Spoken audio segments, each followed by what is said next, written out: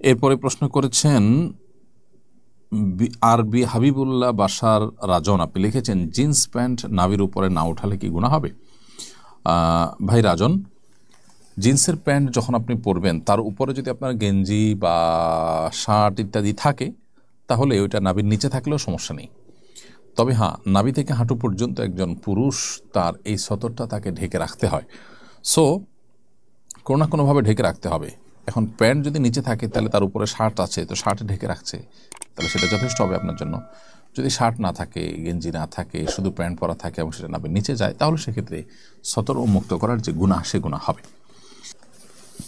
এরপরে প্রশ্ন হলো, তাবলিগের দুই গ্রুপের মধ্যে দ্বন্দ্ব রয়েছে, দায়ীদের দুই গ্রুপ মুখোমুখি অবস্থা, সাধারণ মানুষ হিসেবে আমাদের করণীয় কি? এটি আমাদের জন্য দুর্ভাগ্যের বিষয় যে দাওয়াত ও তাবলিগের মধ্যে, আমরা তাবলিগ জামাতের মধ্যে দুইটা গ্রুপ দেখতে পাচ্ছি এবং দুইটা গ্রুপই স্ব অবস্থানে বেশ অনড়।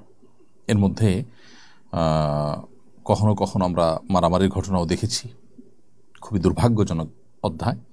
সাধারণ মানুষ হিসেবে আমরা কখনো মারামারি অথবা এই জাতীয় অ্যাগ্রেসিভ কোনো কাজে কেউ লিপ্ত হলে তাদের থেকে আমরা দূরে থাকবো, তাদেরকে আমরা ইগনোর করে চলবো। এটি হলো প্রথম কথা।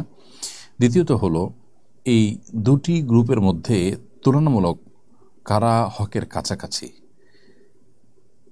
কাদের মধ্যে ভুলের পরিমাণ বেশি, সেটা আমাদের নিরূপণ করার চেষ্টা করতে হবে। করে আমরা অবশ্যই তুলনামূলকভাবে যারা ভালো মনে হয় আমাদের বিবেক বিবেচনায়, আমাদেরকে আল্লাহ তাআলা যে আকল দিয়েছেন সেটার দ্বারায় তাদেরকে আমাদের গ্রহণ করতে হবে।